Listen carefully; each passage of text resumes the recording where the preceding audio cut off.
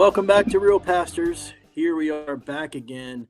And today we have a special episode of Real Pastors. We are paying tribute to a legend, an Yes. American movie icon, the great Robert Duvall.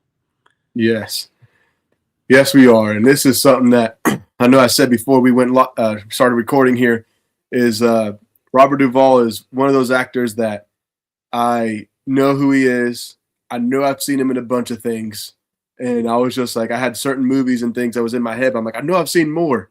And then you realize when you look it up and look up his history and all that, and you're like, and that is why, because this man was so good at his job that he was everywhere.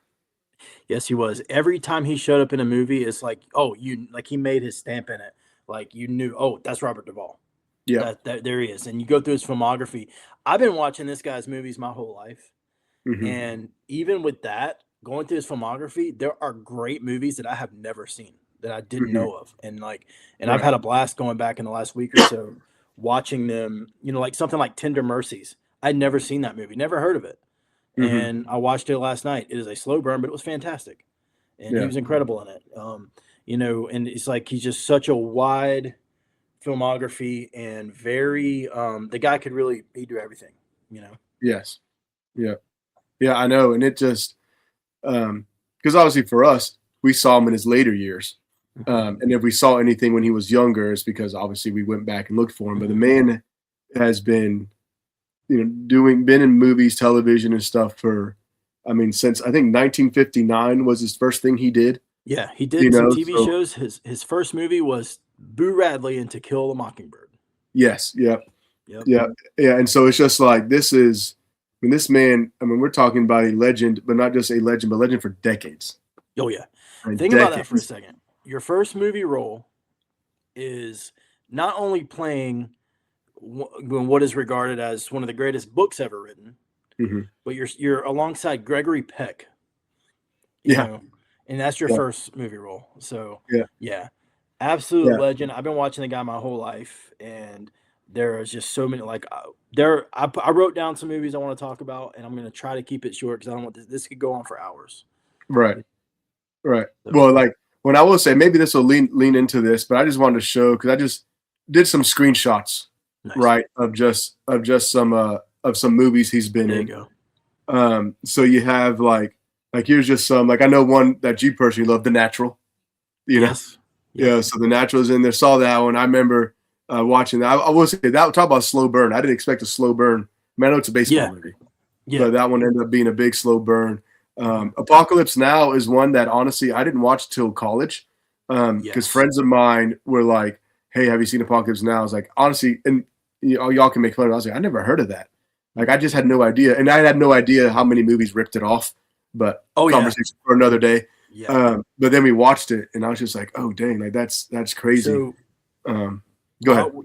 While you brought up Apocalypse Now, let's just go ahead and get into it. Okay. Go ahead.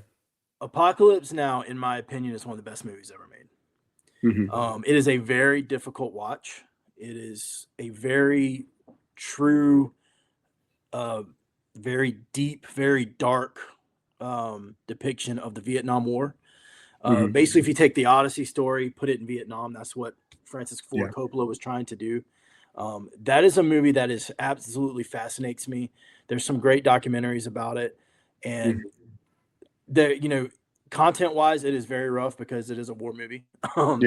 But it's an absolute masterpiece of a movie. But speaking of Robert Duvall, because Apocalypse Now, in my opinion, does his own episode. Down the road, 2029, it'll be 50 years old. So maybe then do War Movie Wednesday. Right. So Robert Duvall is in that movie for 11 minutes. Oh, really? And in that, this is just how great he was. In that 11 minutes, there are 3 of the most famous quotes in movie history in those 11 minutes. And he, I love the smell of napalm in the morning. Right. Charlie Don't Surf, which I love that, and someday this war will end. He is in that movie for 11 minutes, and it just really shows how great he was because he steals the movie. And I don't know if he steals the movie, but in those 11 minutes, he is an absolutely incredible in that movie. Yeah. So Yeah, yeah, he is. I mean, even on the other side that I had, like Pale Blue Eye, which was like the Netflix one with Christian Bale. Like he did a phenomenal job in that as well. Underrated movie, actually. Very underrated. Yeah. But there's so many movies. Like even on this one, like The Apostle, like You that seen was that? one. So I did see it because Yeah. when I watched it for my theology and film class in college, we had to watch The Apostle, and I was like, dang. And I also didn't realize how many future stars, like Liam Neeson was also in that, and like there's just a bunch of people there. But Billy yeah, Bob so that Thornton? Billy Bob Thornton, that's right. So yeah, so there, and like, and when you look through this, like even like the last picture and this picture, like look at some just iconic movies for whatever reason, right? Like, I mean, Kicking and Screaming, not so much, but that one was just hilarious. Yeah, it shows how funny he could be in that.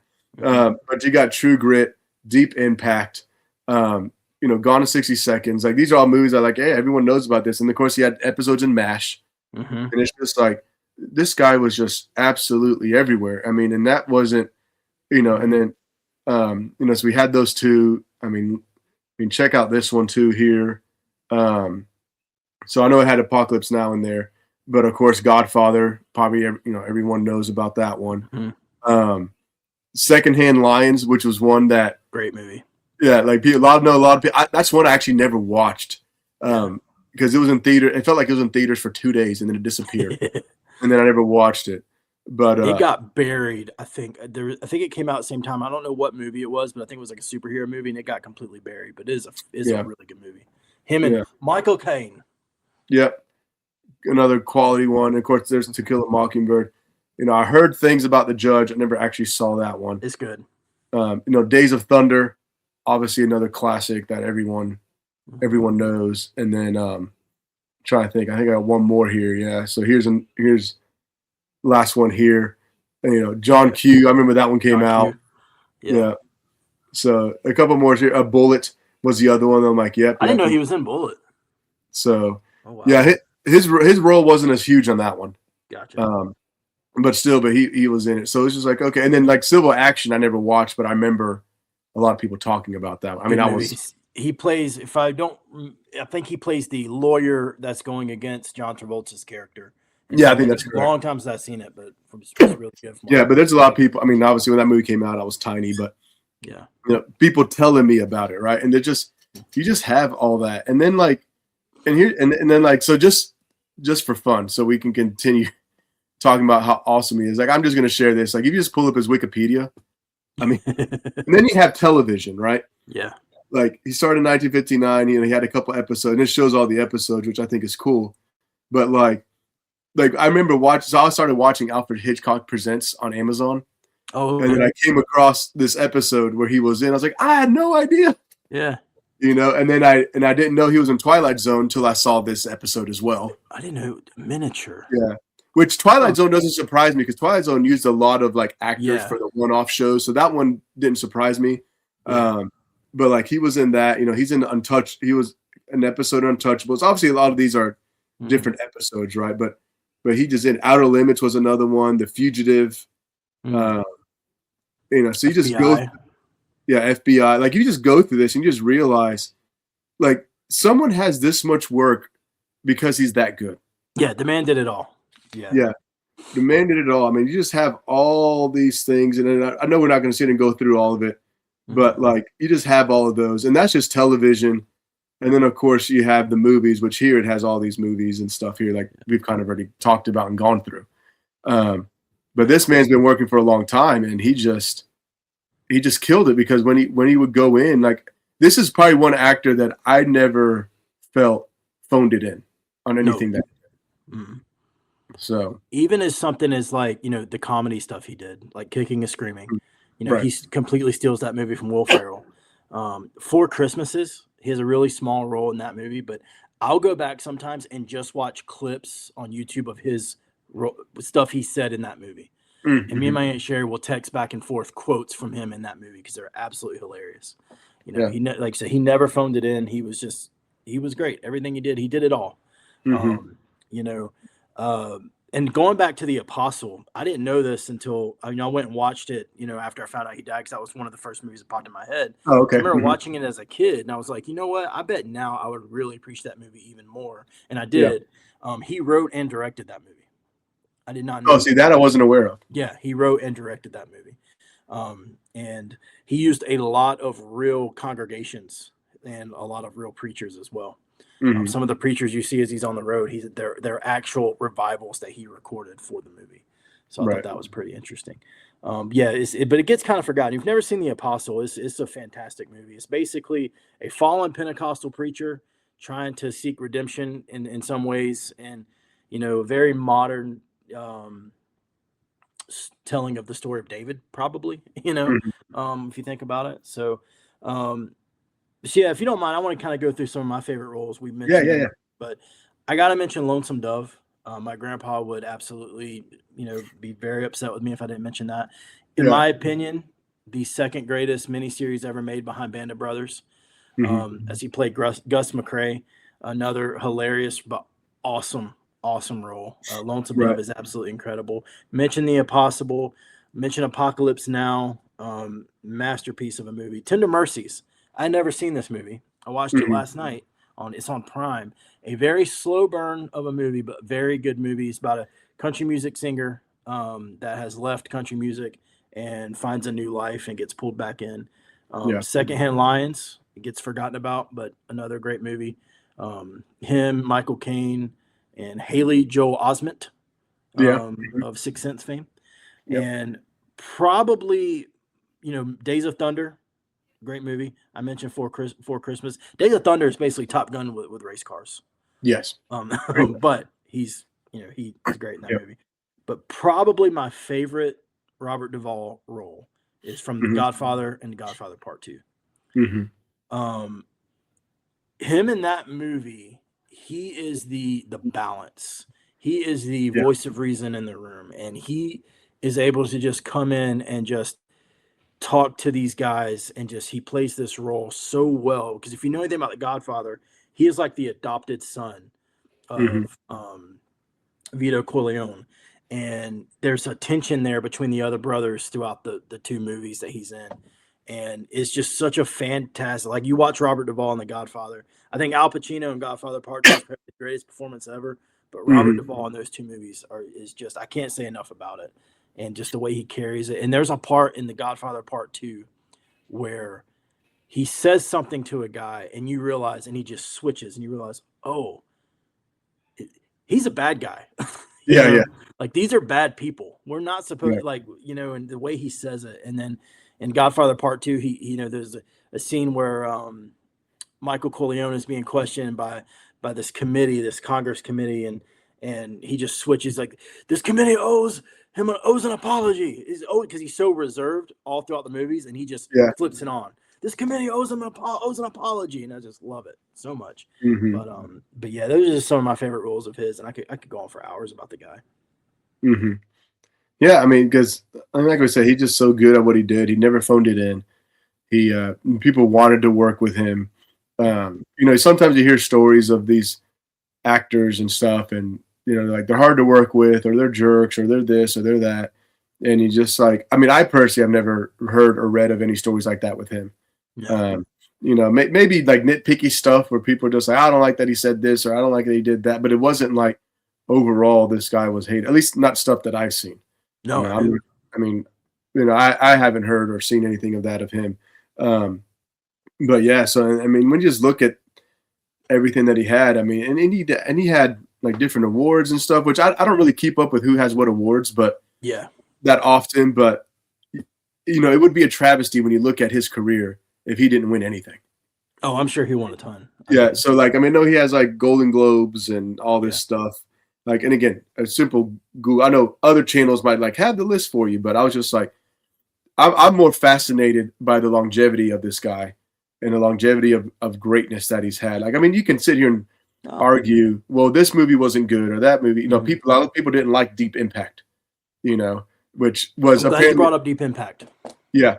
So a lot of people didn't care for that movie. I mean, I liked it. Maybe I'm just nostalgic for it because I saw it when I was, 12, whenever that movie came out. But a lot of people didn't like that. But I don't think anyone can argue the fact that he did his job well in it. Yeah. No one's ever going to come away saying, I didn't like that because of Robert Duvall. And if you are, you watch the movie wrong. He's wrong. Yeah. You're wrong, not him. Okay. Yeah, exactly. Exactly. Yeah, because that's the thing. Because like, even if it was this silly concept of Deep Impact, like comets coming, we got to do it. Even though it's a silly, he still bought into the story and tried to make the story believable, which, you don't always get that in actors. When actors know they're in a crappy movie, they'll be like, and they kind of phone it in and just kind of go through the motions, and it just comes off even worse. Even crappy movies can be lifted by people at least taking the role seriously enough to like do it well. And that's what he did. And he brought more believability to it because of the way he approached his craft. And I think that's why, like, again, he's had such a great career starting in, television in 59, Killing Mockingbird in 62, all the way to, whatever his latest one was in 2000 something. I mean, you're talking. Made some great westerns too. I forgot to mention them. Open Range. That's right. Grit. You mentioned that. Deep Impact. It gets forgotten because I don't know if you remember. It came out the same time as Armageddon.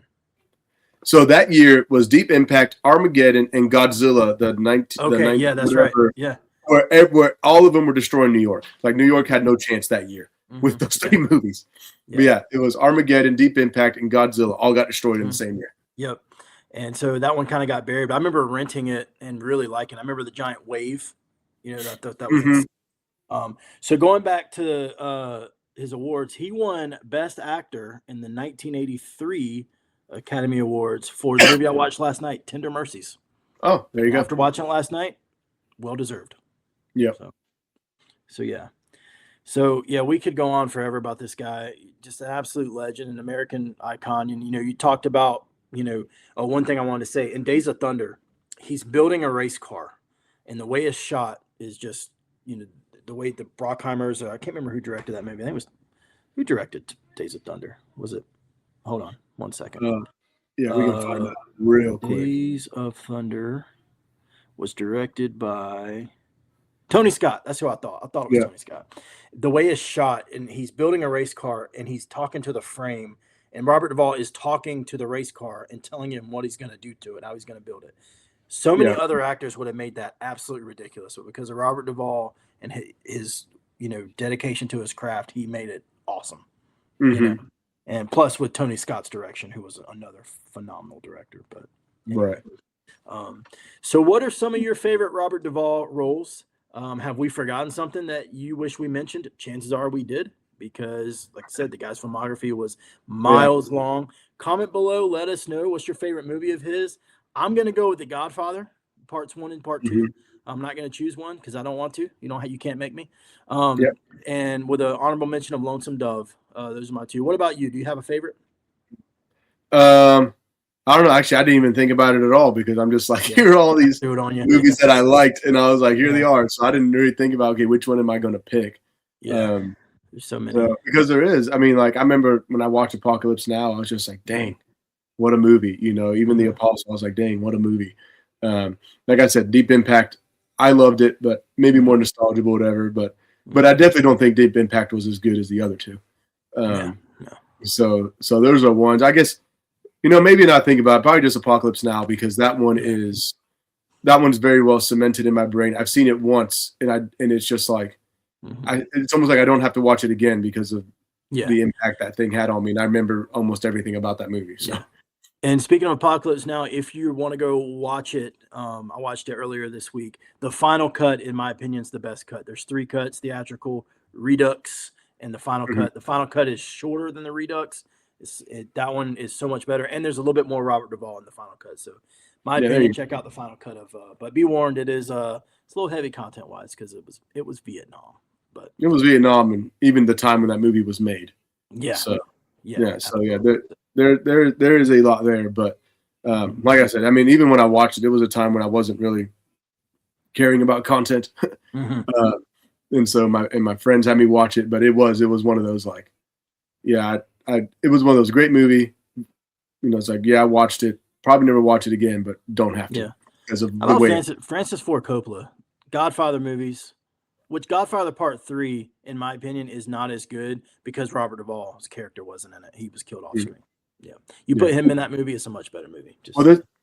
There's always a struggle when you're doing like a trilogy like that, and you kill characters off screen. You're always going to lose something. It was a money issue.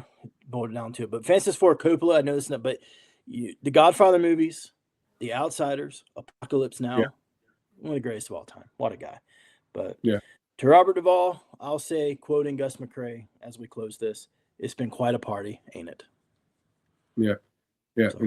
And for Robert Duvall, sir, standing ovation. Let's for all that you have done. Hats off. Hats off, sir. So that's what we got. Duvall tribute for today. And hopefully sometime soon we'll have more reviews and talk about movies, and we'll see what happens as we continue with our Real Pastors channel. So glad to be back. Gonna have to say it again. And thank you to you for joining us and listening in. Yep. Thanks.